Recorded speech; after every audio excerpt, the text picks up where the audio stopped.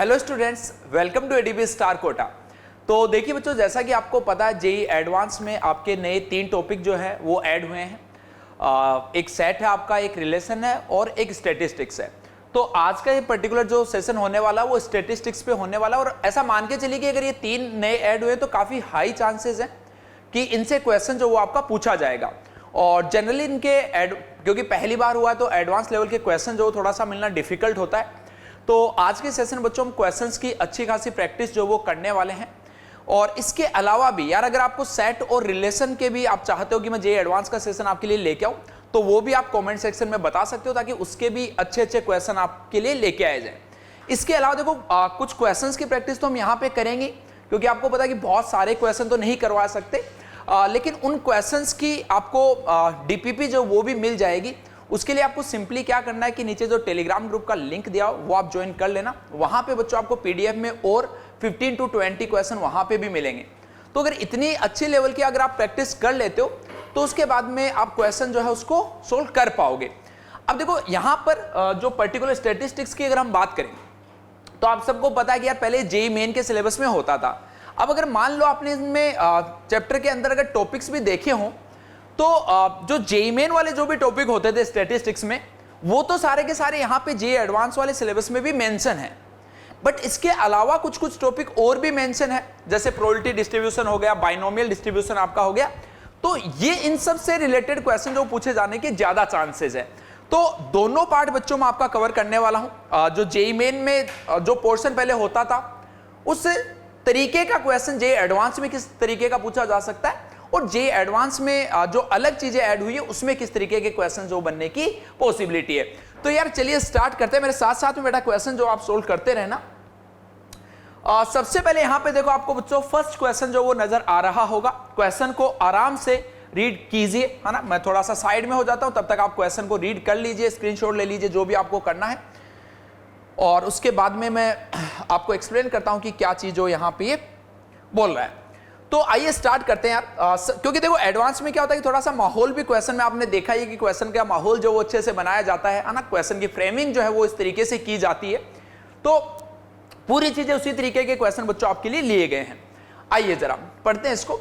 इसमें बोला गया the following gambling game known as the wheel of fortune और चेक ए लक, है ना। कोई भी एक गेम है भाई, is quite popular at many carnivals and gambling casinos, है ना। तो कैसीनो वगैरह में तो आप अभी तो नहीं गए हो, बट आपको मौका जरूर मिलेगा, थोड़ा सा बड़े आप जब हो जाओगे जाने का। तो यहां पर देखो, अब यहां से आगे कहानी शुरू होती है ना। ये तो थोड़ा माहौल बनाया गया है सवाल का। आगे देखो, a player bets on one of the number 1 through 6, है ना। आपके पास में 1 से लेके भाई 6 तक के नंबर्स हैं। इन पे कोई एक बंदा जो वो बेट लगाएगा। Okay, 3 dice are then rolled and if the number, ये देखो यहां पे लाइन को इसको समझना कि कोई एक पर्सन है, उसको बेट लगानी है 1 to 6 नंबर पे। बेट लगाने का मतलब क्या है कि भाई वो बोलेगा कि 1 नंबर आएगा, 2 आएगा, 3, 4, 5, 6। आगे बोला गया 3 डाइस आर देन रोल्ड। जैसे उसने बोला कि भाई बेट लगाई, कोई एक नंबर आया, उस नंबर, वो नंबर आने के बाद में 3 डाइस जो है बच्चों उनको रोल किया जाएगा। And if the number bet by the player appears i times, i जो वो 1 2 3 है, then the player win i unit. अब इस लाइन का मतलब समझो। जैसे सपोज प्लेयर ने बेटा बेट लगाया कि एक नंबर जो वो 1 आने वाला है, तो जैसे ही 1 आएगा तो अब इसको जो 3 डाइस है उनको रोल किया जाएगा, आई टाइम्स जो वो रोल किया जाएगा। आई का मतलब यहां पर क्या है बेटा, यहां पे 1 2 3।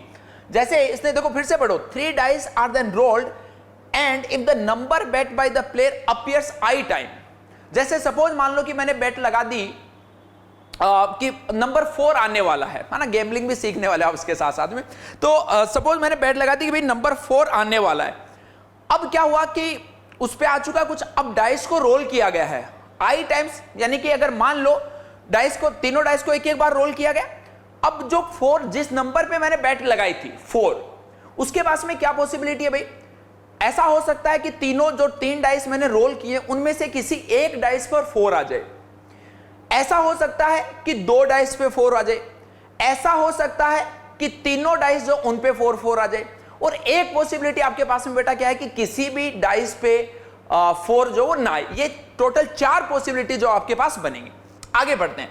Then the player wins 1 unit.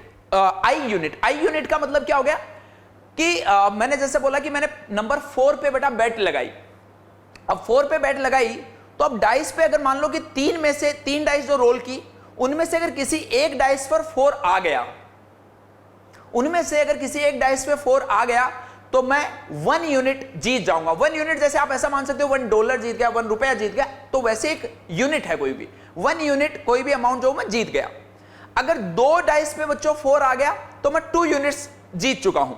अगर 3 डाइस पे आपके पास में 1 आ गया तो ऐसे केस में बेटा जी मैं क्या कर चुका हूं, 3 यूनिट जो वो जीत जाऊंगा। इस तरीके से बोला गया।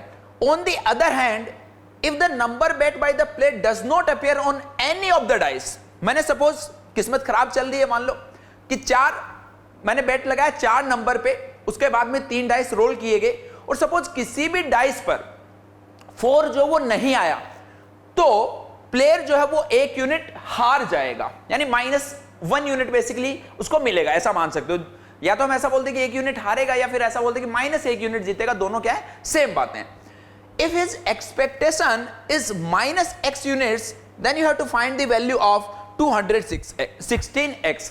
क्यों बेसिकली देखो हम इस लेक्चर में न्यूमेरिकल टाइप भी करेंगे, सिंगल करेक्ट टाइप जो वो भी करेंगे, मल्टीपल करेक्ट क्वेश्चन भी करेंगे, हर एक वैरायटी बच्चों यहां पे कवर होने वाले, टेंशन नहीं लेनी।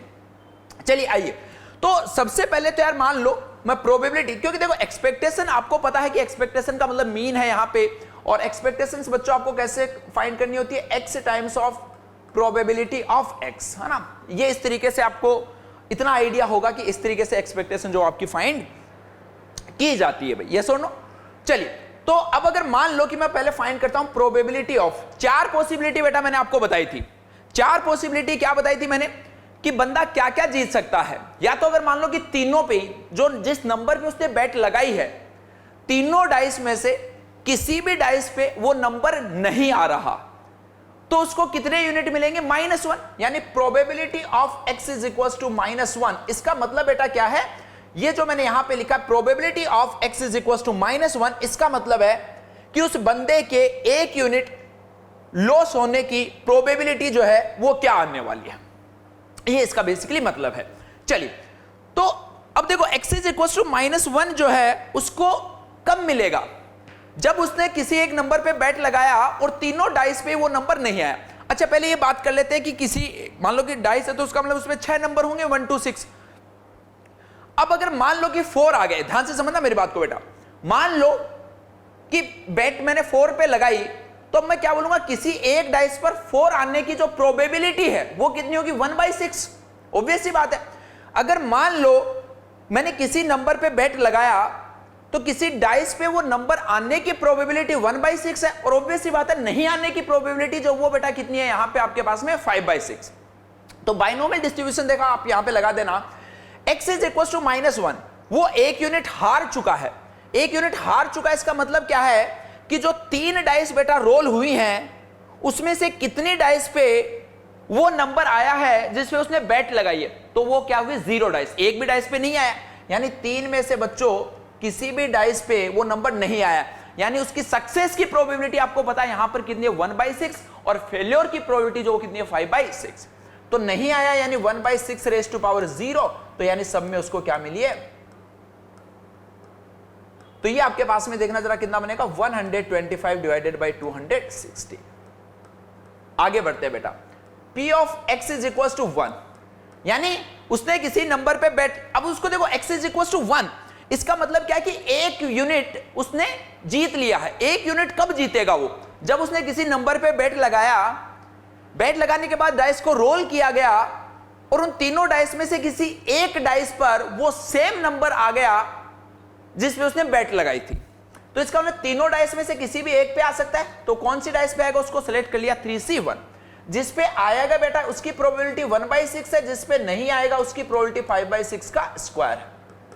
तो ये देखो जरा आपके पास में कितना आएगा, आई थिंक 25 इंटू में 3, 75 डिवाइडेड बाई 260। चलिए सिमिलर वे में x is equal to 2 unit. 2 unit का मतलब क्या बेटा, उसने जिस नंबर पे बैट लगाया वो किसी 2 डाइस पे आ जाए, एंड अगेन यहाँ पे सक्सेस की प्रोबेबिलिटी 1/6 और एक पे नहीं आएगा उसकी प्रोबेबिलिटी 5/6। तो ये देखो जरा कितना बनेगा 25 डिवाइडेड बाई 216। और एक मैक्सिमम पॉसिबिलिटी बेटा क्या है कि वो 3 यूनिट जीत सकता है। यानी 3 यूनिट कब जीतेगा, जब तीनों डाइस पे वही नंबर बच्चों आपके पास में आ जाए जो कि जिस नंबर पे उसने जो वो बेट लगाई है। तो ये कितना मिलेगा आपको 260। अब आपको यहां पर देखो क्या फाइंड करनी है, हिज एक्सपेक्टेशंस। तो एक्सपेक्टेशन फाइंड करते हैं, है ना, जिसको ई ऑफ एक्स से रिप्रेजेंट किया जाता है। एक्सपेक्टेशन का मतलब अगेन यहां पर क्या है आपके पास में, ये एक्सपेक्टेशन ही तो लिखी हुई है, समीशन ऑफ एक्स इंटू में पी एक्स। एक्स क्या होता है आपके पास में बच्चों, कोई रैंडम वेरिएबल हमने डिफाइन कर रखा है, और रैंडम वेरिएबल हमने यहां पर क्या डिफाइन कर रखा है, जितनी यूनिट वो जीतेगा वो अपने पास में क्या है, रैंडम वेरिएबल है। तो पहले उसने कितनी यूनिट जीती, -1, तो रैंडम वेरिएबल कितना होगा, -1 इंटू इसकी भाई प्रोबेबिलिटी जो वो आपने फाइंड करके दैट इज 125 डिवाइडेड बाई 216। उसके बाद में जब उसने 1 यूनिट जीती है तो यहां पे 1 के साथ में इसकी प्रोबेबिलिटी जो वो कितनी है, 75 डिवाइडेड बाई 216। फिर 2 यूनिट जब जीती है तो इसकी प्रोबेबिलिटी, अच्छा ये देखो 15 है ना आपके पास में, इसको 15 कर लेना 15। तो ये आप क्योंकि 5 इंटू में 3 15, तो ये आ गया बच्चों 15 डिवाइडेड बाई 260। जब 3 यूनिट जीतेगा तो उसकी प्रोबेबिलिटी आपके पास में 260 ऐसा आ गया। चलिए इसको सिंप्लीफाई करें तो देखो -125 प्लस 75 प्लस 30 और ये लीजिए बच्चों प्लस का आ गया आपके पास 3 डिवाइडेड बाई 216। तो ये देखो जरा कितना मिल रहा आपके पास में 100 और ये आपके पास में आ गया 108, यानी माइनस का 17 डिवाइडेड बाई 216। ये बच्चों उसकी आपके पास में क्या आ गई, हिज एक्सपेक्टेशन इज -x। इसका मतलब बेसिकली क्या है आपके पास में कि हर एक 216 गेम में वो 17 यूनिट जो है वो हार जाएगा। यही बच्चों आपको फाइंड करना था। तो ये आपको देखो क्या था, -x यूनिट, यानी x की वैल्यू देखो यहां से आपके पास में आ गई 17 डिवाइडेड बाई 216, और जब इससे मल्टीप्लाई करेंगे तो बच्चों आपके पास में फाइनल आंसर जो वो कितना मिलेगा, 17। ये आपके पास में क्वेश्चन नंबर 1 जो उसका आंसर। क्लियर? आई होप कि बच्चों आपको इसमें मजा आ रहा होगा, क्योंकि अच्छे अच्छे क्वेश्चंस की हम प्रैक्टिस करने वाले हैं, जो क्वेश्चन आपने देखे नहीं होंगे पहले कभी, तो बहुत मजा आने वाला। बस थोड़ा सा हिम्मत बनाए रखना, क्वेश्चन अच्छे लेवल के हैं। चलिए स्टार्ट करते हैं नेक्स्ट क्वेश्चन। ये क्वेश्चन देखो थोड़ा सा एक ऐसा क्वेश्चन है जिसको आप अटेम्प्ट कर सकते हो। इस टाइप के क्वेश्चन जो वो आपने पहले प्रोबेबिलिटी में जरूर जो वो किए होंगे।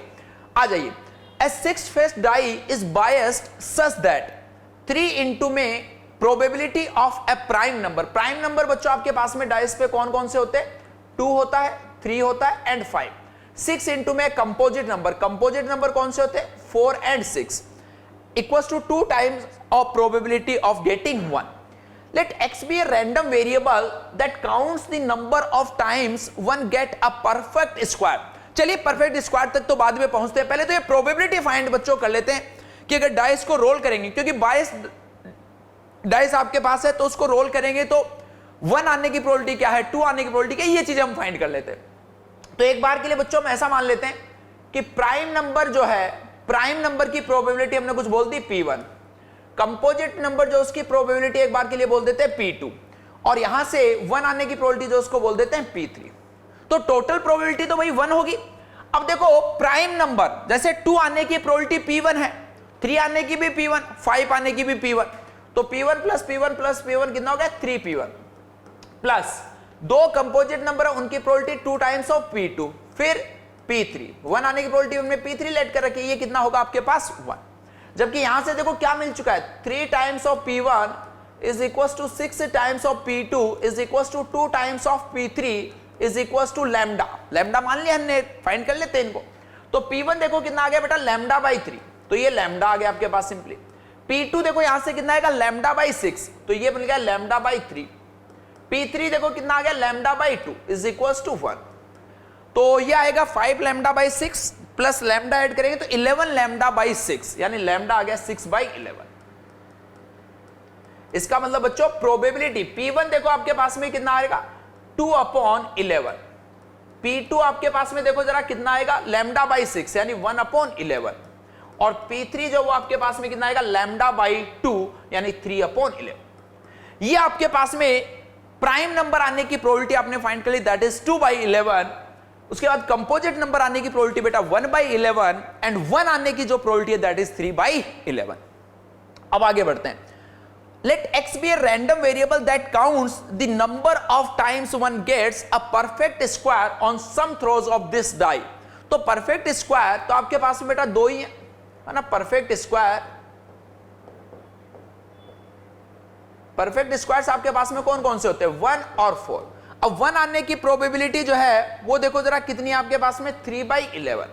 4 कंपोजिट नंबर है, इसके आने की probability 1/11। If the die is thrown 11 times, then mean of x, तो बेटा मीन जो वो आपके पास में आपको पता है कितना होता है, n into p। n का मतलब क्या, number of times when experiment is performed, तो वो है आपके पास में 11 टाइम्स। और यहां से देख रहे हो कि परफेक्ट स्क्वायर आने की प्रोबेबिलिटी कितनी है, तो परफेक्ट स्क्वायर या तो बेटा 1 आ जाए, उसकी प्रोबेबिलिटी 3/11, या फिर 4 आ जाए, उसकी प्रोबेबिलिटी 1/11। तो ये आपके पास में कितना बनेगा, 4, and that will be our final answer.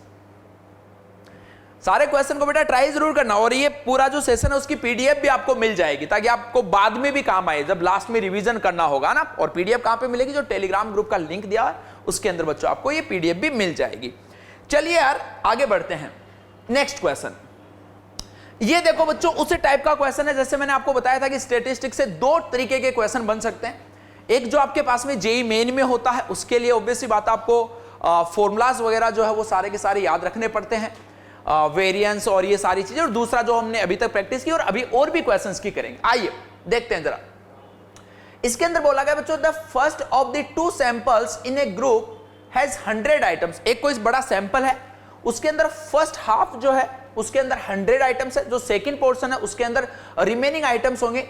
आगे बढ़ते हैं वो पता चल जाएगा कितने, विद मीन 15। जो पहले बच्चों 100 का ग्रुप है आपके पास में, जो फर्स्ट आपके पास में 100 का ग्रुप है, हम ऐसा बोल देते हैं कि n1 मान लेते हैं इसको, ये 100 है, इसका मीन μ1 बोल देते हैं, ये आपके पास में दे रखा है 50।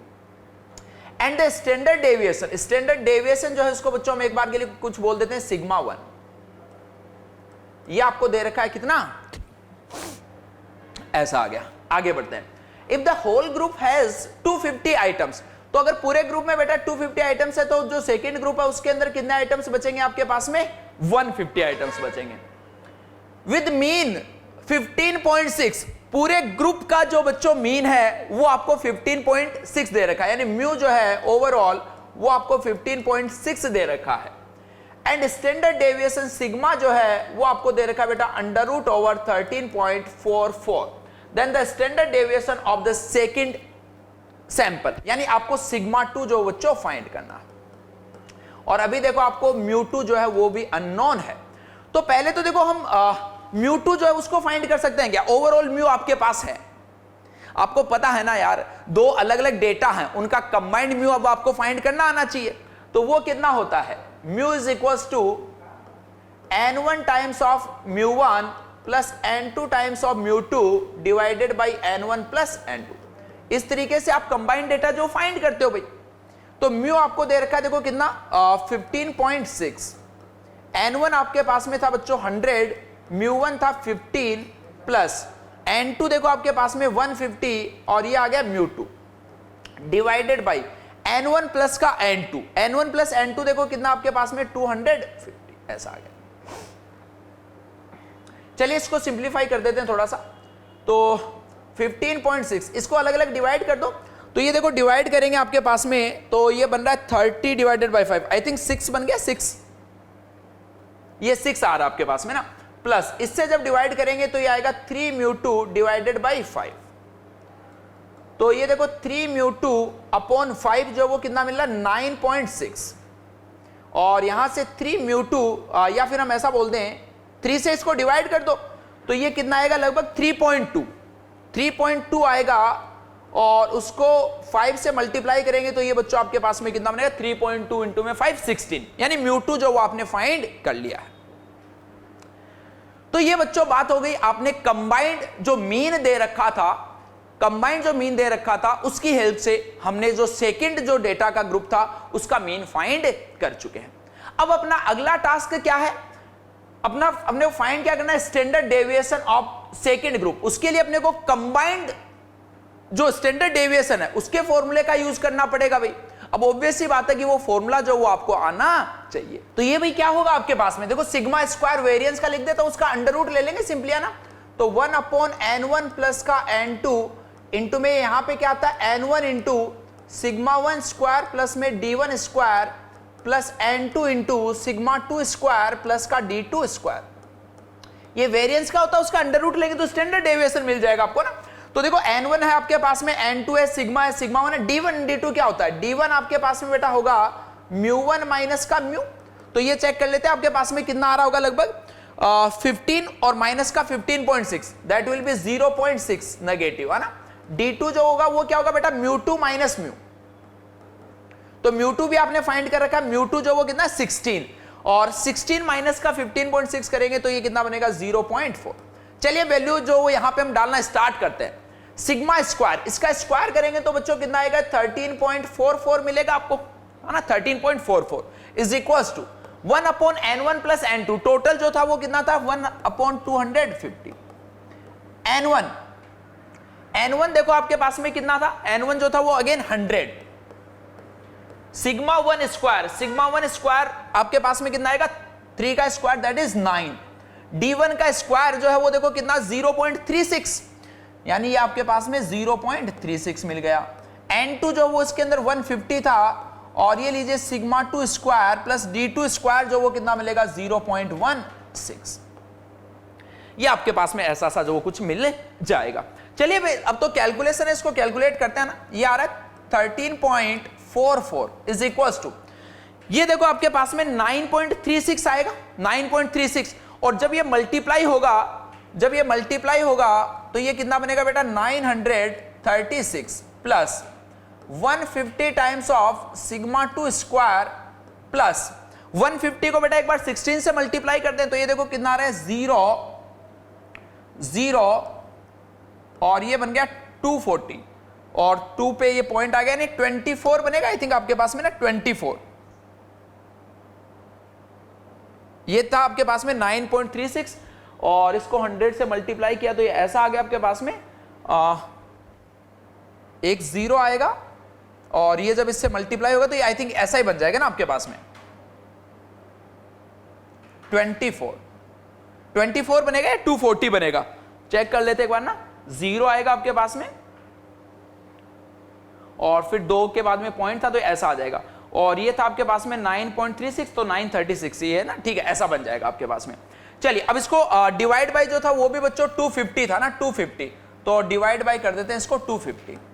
तो ये देखना जरा 13.44 इज इक्वल टू, ये यहां से कितना बनेगा 936 प्लस का 24, तो ये आई थिंक 960 बन जाएगा, 960 है ना।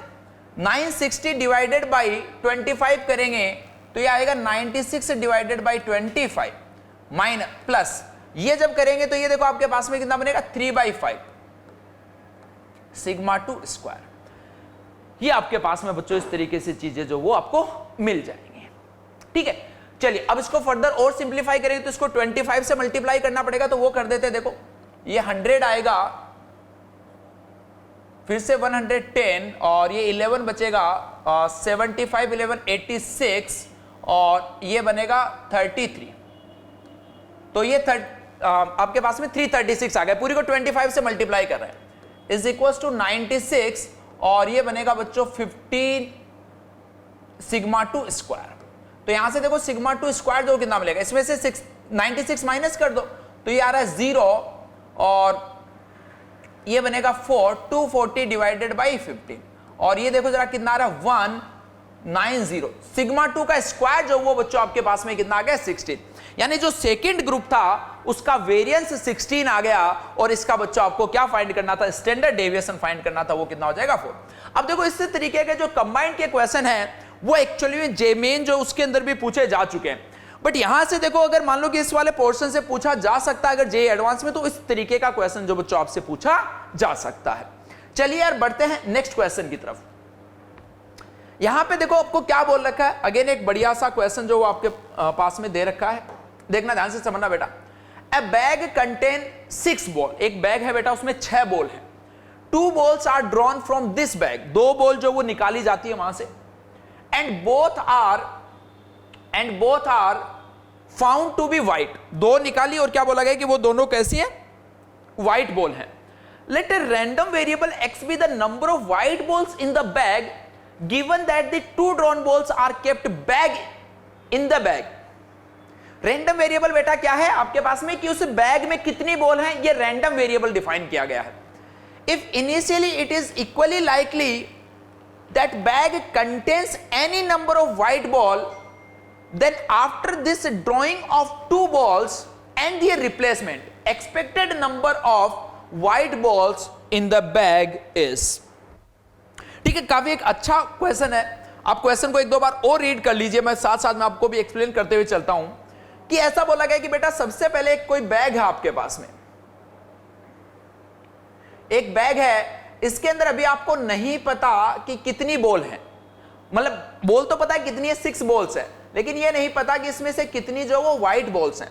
तो हम एक काम करते हैं, इसके अंदर देखो सबसे पहले ऐसा हो सकता है कि एक भी व्हाइट बॉल ना हो, ऐसा हो सकता है कि एक व्हाइट बॉल हो, ऐसा हो सकता है कि 2 व्हाइट बॉल हो, ऐसा हो सकता है कि 3 व्हाइट बॉल हो, ऐसा हो सकता है कि 4 व्हाइट बॉल हो, ऐसा हो सकता है कि 5 व्हाइट बॉल हो, और एक पॉसिबिलिटी क्या है कि 6 व्हाइट बॉल जो वो आपके पास हो सकते हैं। अब इसने बोला है कि 0 व्हाइट बॉल है या फिर 1 है या 2 है, सबके होने की प्रोबेबिलिटी सेम है, तो टोटल 7 आपके पास में पॉसिबल वेज है। इसका मतलब हर एक के होने की प्रोबेबिलिटी बेटा कितनी है, 1/7 1/7 1/7। चलिए अब देखो आगे क्या बोला है इसने, आगे बोला है कि भाई यहां से 2 बॉल जो हमने ड्रॉ की हैं और वो दोनों बॉल जो वो क्या होनी चाहिए, व्हाइट। तो पहले हम ऐसा कर लेते हैं कि अलग अलग जो सिचुएशंस आपके पास में हैं, अलग अलग जो सिचुएशंस हैं, इनके अकॉर्डिंग यहां से 2 व्हाइट बॉल निकालने की प्रोबेबिलिटी जो है वो क्या होगी। तो ऑब्वियस सी बात है यहां से व्हाइट नहीं निकलेगी, इसकी प्रोबेबिलिटी 0, यहां से भी नहीं, क्योंकि 2 व्हाइट बॉल के लिए 2 व्हाइट बॉल होनी तो चाहिए ना, ऐसा आ गया। अब यहां से अगर 2 व्हाइट बॉल निकालनी है तो 2 व्हाइट बॉल है उसके अंदर और बाकी की 4 बॉल्स वो किसी और कलर की है, तो इनसे बेटा 2 व्हाइट बॉल निकालने की प्रोबेबिलिटी क्या होगी, 2c2 डिवाइडेड बाई 6c2। यहां से क्या होगी 3c2 डिवाइडेड बाई 6c2, यहां से 4c2 डिवाइडेड बाई 6c2, यहां से 5c2 डिवाइडेड बाई 6c2 और 6c2 डिवाइडेड बाई 6c2। इनको सिंप्लीफाई करके लिख लेते हैं, 6c2 इज 15, तो 1/15 is equals to 3/15 is equals to 6/15 is equals to 10/15 और 6c2 जो वो कितना। अब देखो इन प्रोबेबिलिटीज का अगर हम सम फाइंड करें, सम ऑफ प्रोबेबिलिटीज,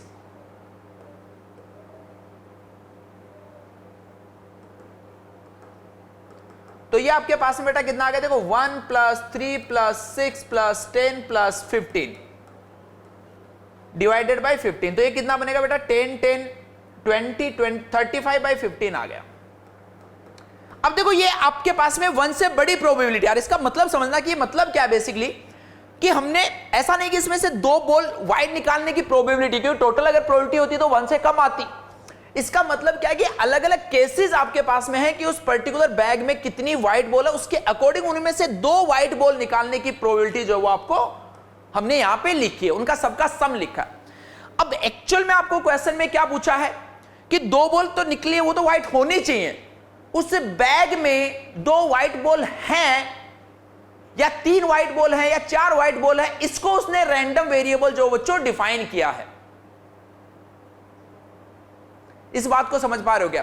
तो अब अगर मान लो मैं ऐसा पूछूं आपसे बेटा, प्रोबेबिलिटी ऑफ हैविंग 2 बॉल्स, या हम ऐसा बोले 2 white balls in the bag.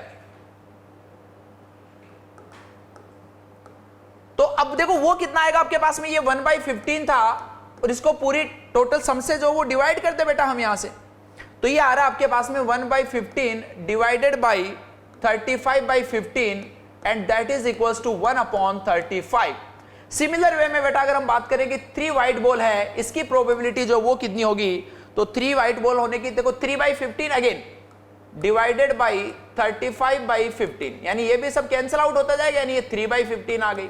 फिर 4 व्हाइट बॉल होने की प्रोबेबिलिटी जो बेटा वो कितनी आएगी, 6/15 आ जाएगी सिमिलर वे में, सॉरी 6/35, 3/35 देन 6/35। फिर 5 बॉल होने की बच्चों प्रोबेबिलिटी जो वो आपके पास में आएगी 10/35। 6 बॉल होने की जो प्रोबेबिलिटी है वो आपके पास आएगी 15/35। ये आपके पास में जो वो इसी को, क्योंकि उसने रैंडम वेरिएबल जो है बच्चों बोला है, इसी चीज को उसने क्या बोला है, रैंडम वेरिएबल बोला है, इसी चीज को बोला है उसने रैंडम वेरिएबल। कि रैंडम वेरिएबल देखो किसको उसने डिफाइन किया, एक बार फिर से पढ़ लो। इसने बोला था यहां पे रैंडम वेरिएबल, देखो कहीं लिखा था, let random variable X be the number of white balls in the bag given that 2 drawn balls are kept bag in the bag. ये बच्चों आपके पास में बोला गया। अब देखो फाइंड क्या करना था आपको, दिए replacement expected number of white balls in the bag, जो वो बच्चों आपको फाइंड करना है। Expected number of white balls जो वो आपको यहां पे फाइंड करना है। तो यहां पर देखो एक्सपेक्टेड बॉल जो वो हमने यहां पर कितनी माननी है, 2 माननी है। यहां पे आपके पास में क्या है 3, यहां पे 6 आ गया, यहां पे 10/35। तो अब अपने को क्या करना पड़ेगा बेटा, इनका सबका सम जो है वो लेना पड़ेगा यहां पर। यस और नो, एक्सपेक्टेड वैल्यू जो वो यही तो होती है आपके पास, ठीक है। जो रैंडम वेरिएबल एक्स है उसको पीएक्स से मल्टीप्लाई कर दे जाता है ना। एक्सपेक्टेड वैल्यू जो आपको बच्चों यहां से फाइंड करनी थी वो आपको पता है कि क्या होता है, समेशन ऑफ एक्स इंटू में पीएक्स। तो ये हम फाइंड करते जाते हैं। तो 2 है तब ये 2 इंटू में 135, 1/35। फिर आपके पास में 3 है तो वो आ रहा है आपके पास में 3/35। फिर अगर आपके पास में 4 बॉल्स हैं तो ये आ रहा है 6/35। उसके बाद अगर आपके पास में 5 बॉल्स है तो ये आ रहा है 10/35। 6 बॉल्स है तो ये आपके पास आ रहा है 15/35। चलिए बच्चों इनका एलसीएम ले लेते हैं। तो 2 प्लस ये यहां से 9 बनेगा, नेक्स्ट आपके पास 10 बनेगा, 6 इंटू में 4 24 बनेगा, नेक्स्ट आपके पास 15, नेक्स्ट आपके पास 90/35। तो ये देखो जरा कितना बना, 140 और 35, 175/35 दैट इज इक्वल्स टू 5। ये बच्चों आपके पास में एक्सपेक्टेड वैल्यू आ जाएगी किसकी, having number of white balls in the bag. तो 5 जो वो क्या होगा आपके पास में इसका फाइनल आंसर। क्लियर है फंडा। चलिए फिर बढ़ते हैं यार नेक्स्ट क्वेश्चन की तरफ। आ जाइए यहां पर देखो एक क्वेश्चन और मीन मीडियन इस तरीके का दिया हुआ है। कैलकुलेटिव नहीं है क्वेश्चन, थोड़ा सा बस सोचने वाला, थोड़ा सा दिमाग लगाने वाला है, बहुत ज्यादा डिफिकल्ट इसको नहीं बोला जाएगा। इसके अंदर ऐसा बोला गया 5 ऑब्जर्वेशन है बेटा आपके पास में A B C D E। इनके बीच में रिलेशन क्या है कि A B के इक्वल हो सकता है, इससे छोटा, B C से, इस तरीके से। और मिनिमम वैल्यू किसी भी ऑब्जर्वेशन की 0 हो सकती है और मैक्सिमम जो 100 हो सकती है। ठीक है भाई, let M be the median. तो चलिए पहले मीडियन की बात कर लेते हैं।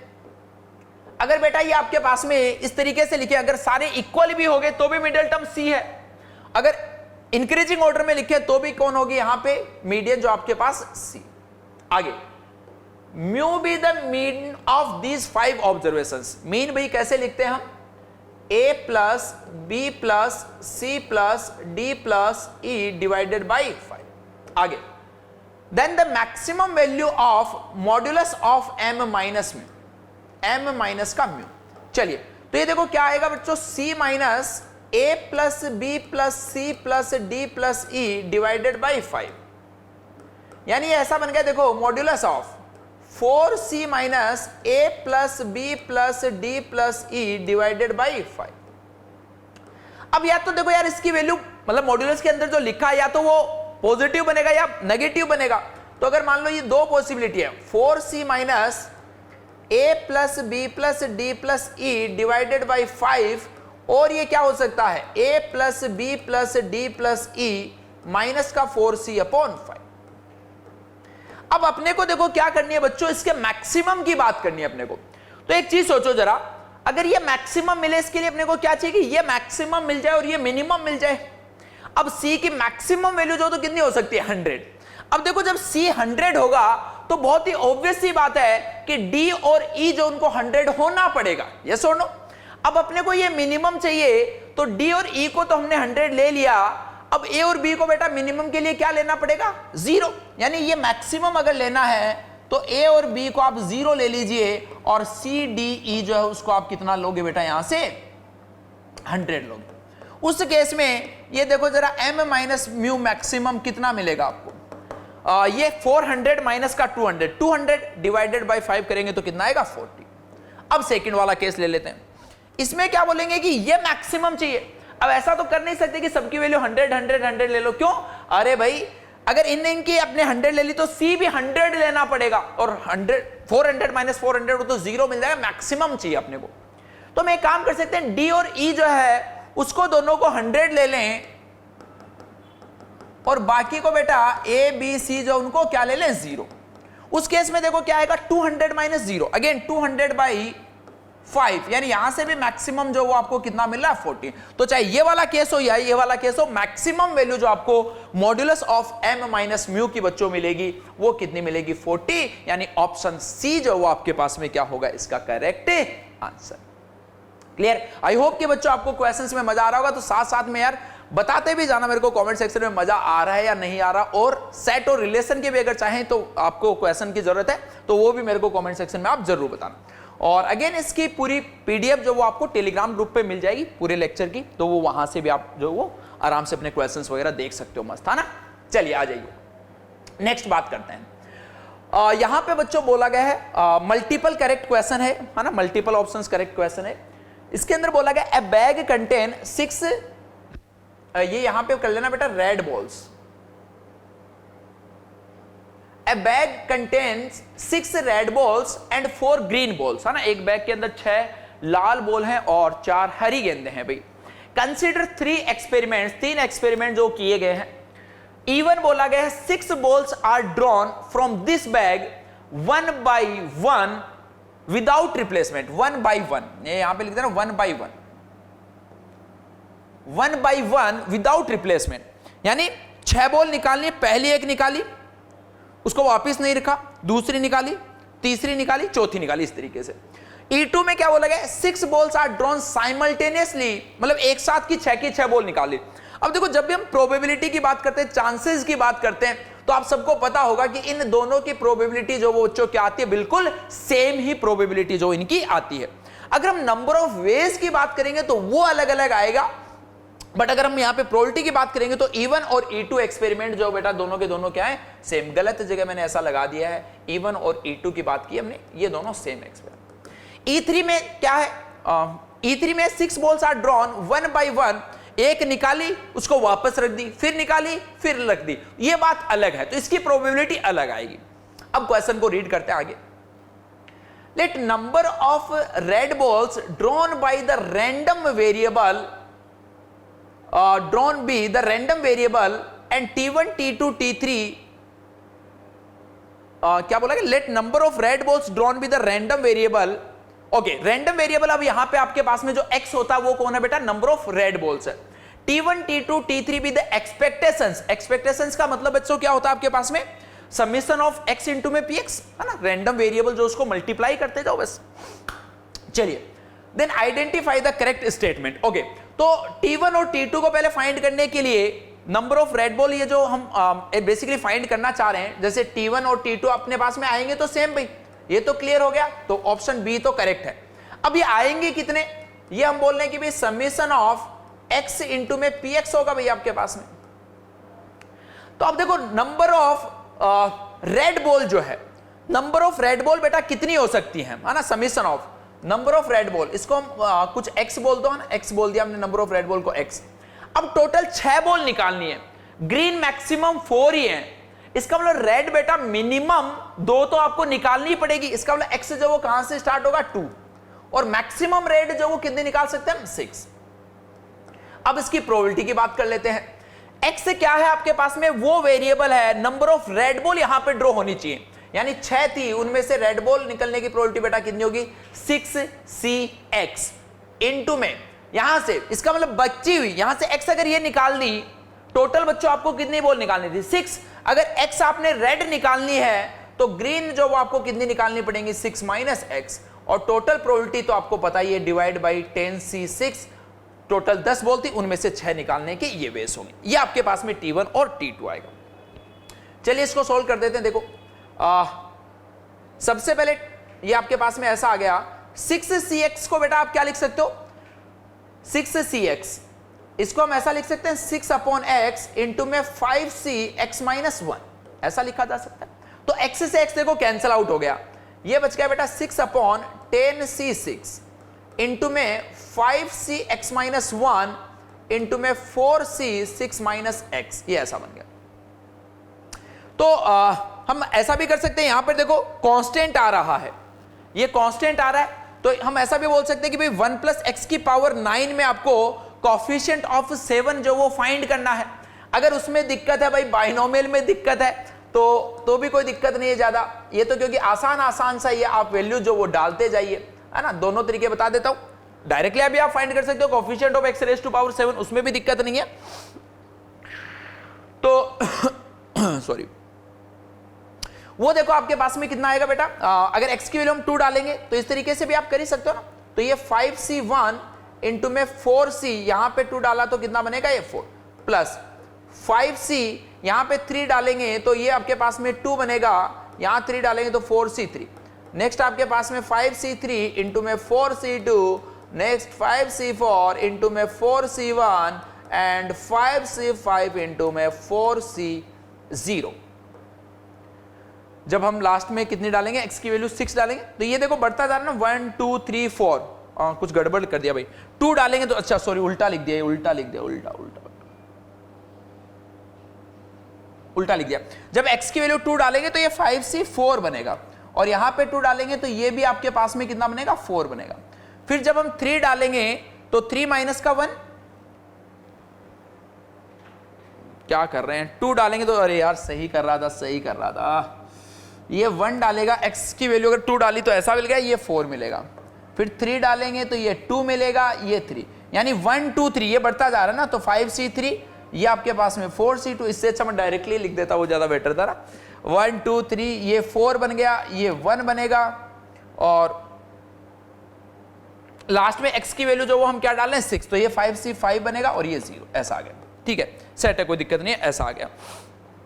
तो ये आ गया देखो 6/10c6 इंटू में ये कितना बनेगा भाई, 5 इंटू में 4 20। नेक्स्ट आपके पास में ये भी 10 प्लस का 4 40, प्लस ये फिर से 10, ये 60, प्लस ये आपके पास में बेटा 5 इंटू में 4 20। नेक्स्ट आपके पास में ये 5c5 और ये दोनों ही 1 होंगे तो ये 1 बन गया। तो ये देखो ऐसा कुछ आ गया 6/10c6 का मतलब बेटा क्या है, 10 इंटू 9 इंटू 8 इंटू में 7, और ये लीजिए 4 इंटू में 3 इंटू में 2, और ये देखो कितना बनेगा, ये 100 के साथ में ये आपके पास में कितना आ गया, अच्छा ये स्टार्टिंग वाला 5 है, सॉरी 5, तो ये आ गया 100 120 126 बनेगा आपके पास में ना, 126। तो ये देखो जरा 7 से ये कैंसिल आउट होगा तो 18 बन गया, 18 बन गया। ये 4 इंटू 2 8 से 8 खत्म हो गया, ये 9 से 2 टाइम्स खत्म हो गया, ये इससे 5 टाइम्स खत्म, यानी 18/5 आपके पास में इसकी एक्सपेक्टेड वैल्यू आ गई। यानी T1 is equal to T2 जो है, मैं इधर साइड में लिख देता हूं, वो कितना आएगा बेटा 18/5। अब अपने को देखो T3 जो वो भी फाइंड करना है, तभी तो हम कंपेयर कर पाएंगे। T3 में क्या है, 6 balls are drawn 1 by 1 with replacement. इसका मतलब ये तो बाइनोमियल डिस्ट्रीब्यूशन है कि कोई एक एक्सपेरिमेंट है बेटा जिसको आपने 6 टाइम्स जो वो परफॉर्म किया है, और उसके अंदर आपको क्या चाहिए, रेड बॉल की प्रोबेबिलिटी जो वो भी आपको पता है। रेड बॉल की प्रोबेबिलिटी कितनी है, टोटल 6 है, 6 रेड बॉल है और टोटल कितनी है 10, तो ये आपके पास में आ गया 3/5। इस केस में अगर एक्सपेक्टेशन की बात करेंगे या मीन की बात करें तो वो कितना होता है बच्चों, n इंटू पी, और दोनों को मल्टीप्लाई किया तो ये देखो 18/5 आपके पास मिल जा रहा है। तो 18/5, और T3 जो है वो भी 18/5 है ना, EX का मतलब T3 है, यहाँ पे 18/5 है और ये भी 18/5 है, यानी कि T2 और T3 जो वो भी क्या होंगे, सेम होंगे। तो ऑप्शन डी जो वो भी करेक्ट आंसर, यानी ओवरऑल बी और डी जो वो दोनों आपके पास क्या मिलेंगे बच्चों, इसके करेक्ट आंसर्स। ओके, चलिए यार बढ़ते हैं फिर नेक्स्ट क्वेश्चन पे। यहां देखो क्या बोला गया, n ऑब्जर्वेशंस आपके पास x1 x2 up to xn, summation of xi आपको 100 गिवन है, समेशन ऑफ एक्स स्क्वायर जो वो आपके पास में 500 गिवन है। तो n के बारे में जांच पड़ताल करना चाह रहा है। तो ये भी एक बच्चों बहुत बढ़िया कॉन्सेप्ट है एक्चुअली, आपको सबको ये पता होना चाहिए बस कि वेरिएंस जो है वो हमेशा कैसा होगा, वेरिएंस बच्चों कैसा होगा, हमेशा greater than 0, greater than equal to 0। तो चलिए वेरियंस देखो आपके पास में सिग्मा स्क्वायर होता क्या है बच्चों, summation of xi square divided by n minus summation of xi divided by n का square, it is greater than equals to 0। तो इसको देखो अगर सोल्व करेंगे तो एक n से ही n कैंसिल आउट, यानी n जो वो ग्रेटर देन इक्वल्स टू आ गया summation of xi square divided by summation of xi square. तो ये देखो जरा n is greater, summation of xi बेटा 100 दे रखा है, तो 100 into 100, summation of xi square आपके पास में दे रखा 500, तो n जो वो कितना मिल गया आपको, n is greater than equals to 20। अब क्वेश्चन को रीड करते हैं, let n is equals to n not be the minimum value of n, तो n की मिनिमम वैल्यू कितनी आई है 20, यानी n नॉट आपको मिल चुका है बच्चों 20। आगे बढ़ते हैं जीवन में थोड़ा, for n is equals to n not mean, mean क्या होता है भाई, मीन आपके पास में समेशन ऑफ xi और किसकी बात कर रहा है, n नॉट की बात कर रहा है। xi आपके पास 100 था, n नॉट हमने फाइंड किया 20, तो ये कितना मिलेगा 5, यानी ऑप्शन ए करेक्ट है, और अगर ए करेक्ट है तो बी ऑटोमेटिकली इनकरेक्ट हो गया। आगे बढ़ते हैं, for n is equals to n not plus 5, यानी n की वैल्यू कितनी ले लिया बेटा 25, n not plus 5 count. Variance पूछा है, वेरिएंस आ जाइए फाइंड कर देते हैं ऑप्शन सी के अंदर। क्या होगा, समेशन ऑफ xi स्क्वायर, और समेशन ऑफ xi स्क्वायर देखो 500 divided by number of observation कितनी लेनी है अब अपने को 25, माइनस यहां पे समेशन ऑफ xi जो वो कितना 100, नंबर ऑफ ऑब्जर्वेशन बेटा कितनी है 25, इसका स्क्वायर। तो ये देखो आ गया 20 minus 16 and that is equals to 4, यानी ऑप्शन सी जो वो भी बच्चों क्या बोल रहा है यहां पे करेक्ट है। चलिए ऑप्शन डी की बात करते हैं, if mean is an integer, mean क्या है भाई, मीन ऑप्शन डी की अगर बात करें तो मीन क्या है, summation of xi divided by 20, ऐसा 20 नहीं सॉरी, कोई भी n अपने को लेना है ना यहाँ पे n, यानी 100 अपॉन में n जो वो मीन है। अब ये बोला number of such n is, mean integer आना चाहिए, तो n पहली बात तो n क्या है ग्रेटर देन इक्वल्स टू 20 है, तो ये पूछना चाह रहा है कि n की 20 से बड़ी ऐसी कितनी वैल्यूज होंगी जिसके लिए मीन जो वो आपको इंटीजर मिले। तो देख लेते भाई n 20 होगा, 20 क्योंकि 100 का एक फैक्टर है, उसके बाद में 25 होगा, उसके बाद में एक 50 होगा और एक 100 होगा। ये 4 वैल्यूज बच्चों ऐसी होंगी जब आपके पास में मीन जो इंटीजर आएगा, ये भी ऐसा ही बोल रहा है कि 4 वैल्यूज के लिए मीन आपका इंटीजर मिलेगा, यानी ये ऑप्शन भी क्या है बच्चों इसका करेक्ट आंसर। तो ए सी एंड डी जो इसके राइट आंसर है। चलिए नेक्स्ट क्वेश्चन में बढ़ते हैं, ये आई थिंक लास्ट क्वेश्चन होगा, एक क्वेश्चन और है इसके बाद में ना, चलिए उनको भी कर ही लेते हैं अच्छे से जल्दी से। तो बाकी के 2 क्वेश्चन क्योंकि टाइम भी काफी हो चुका है, तो मैं बाकियों में हिंट आपको दे देता हूं, है ना, क्योंकि थोड़ा बहुत तो दिमाग जो वो आपको भी लगाना पड़ेगा ना, ठीक है। तो चलिए बात कर लेते हैं, यहां बोला गया लेट ऑब्जर्वेशंस बच्चों दे रखी है फ्रीक्वेंसी दिस रेस्पेक्टिवली, और ये ग्रेटेस्ट इंटीजर को रिप्रेजेंट कर रहा है, then mu be the mean, then mu आपको फाइंड करना है। तो पहली चीज तो देखो आपको पता है म्यू जो वो क्या होता है बेटा, समेशन ऑफ fi इंटू में xi divided by summation of fi। इस बात के साथ एग्री करोगे भैया आप, बिल्कुल करोगे, ये होता है।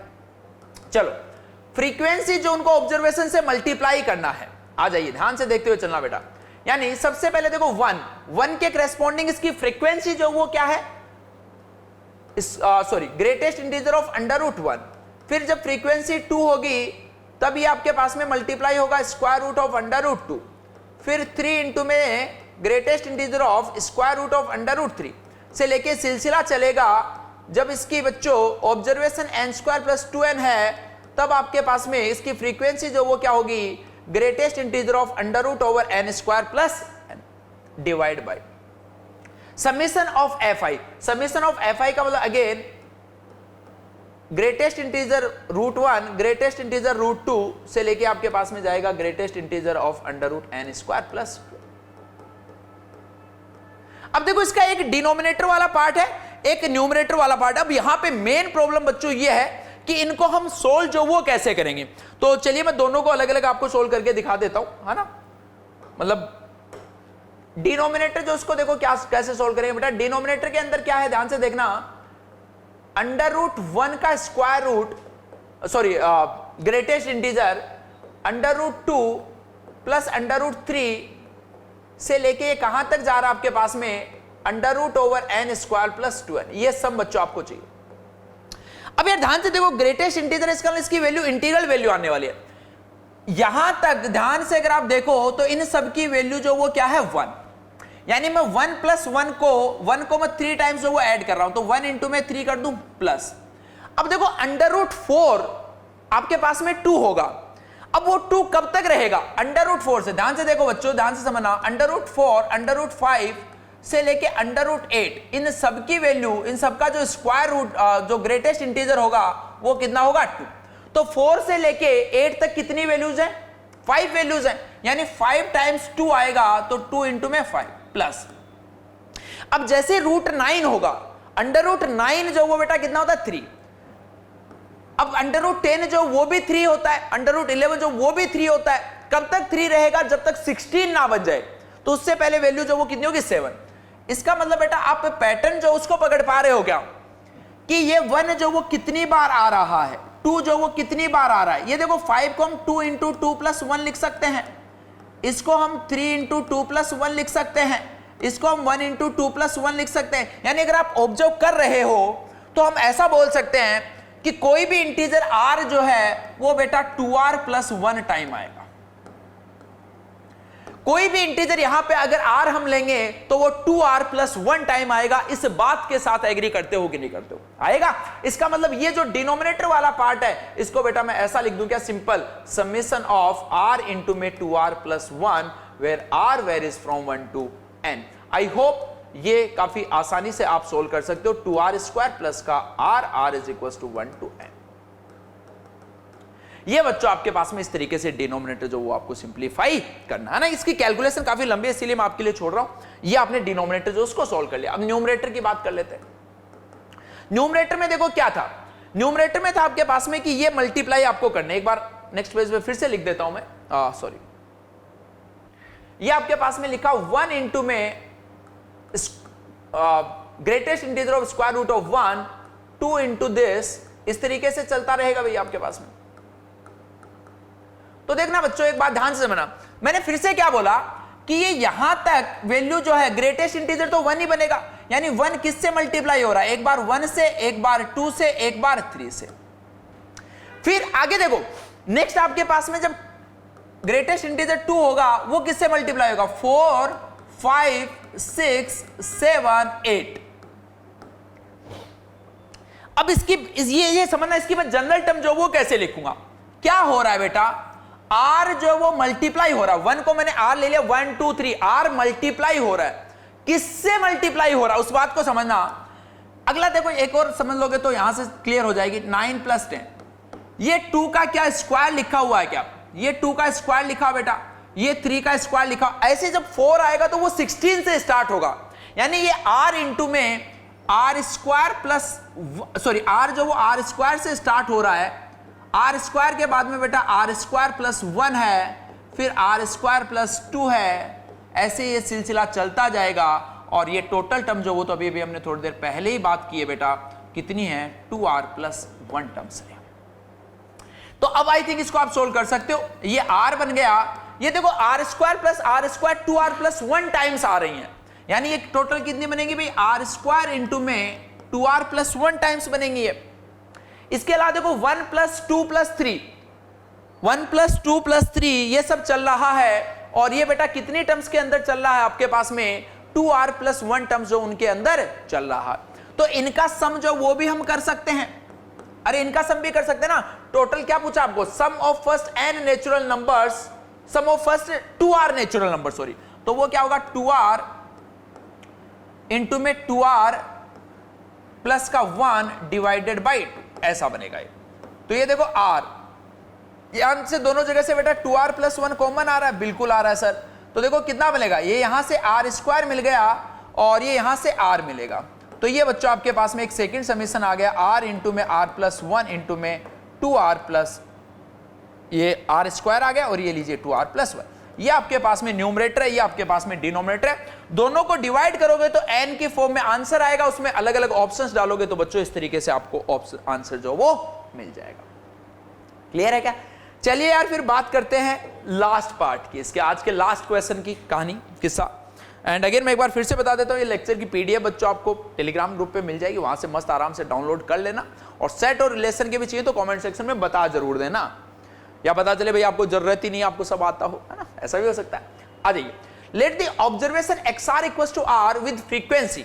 इस बार बच्चों क्या बोला गया, जीरो जो है ये ऑब्जर्वेशन है, इसकी फ्रीक्वेंसी NC0, 1 की फ्रीक्वेंसी NC1, 2 की frequency NC2, n is a positive integer.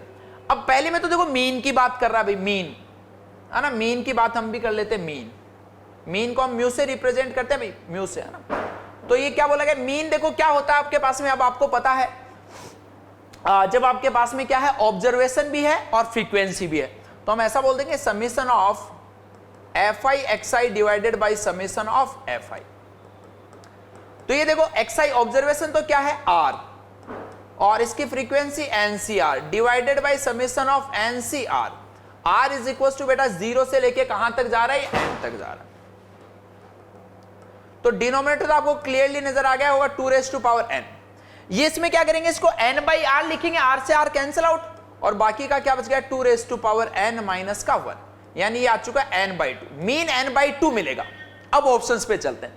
First बोल रहा है if n is even then mean is a positive integer। सही बात है भाई, n अगर even होगा तो n बाई 2 इंटीजर आएगा। अगला, if n is even mean equals to mod। Mode बेटा क्या होगा आपके पास में, मैक्सिमम फ्रीक्वेंसी। तो मैक्सिमम फ्रीक्वेंसी n की, n जो वो इवन है तो n को हम कुछ ले लेते हैं, 2k टाइप से ले लेते हैं।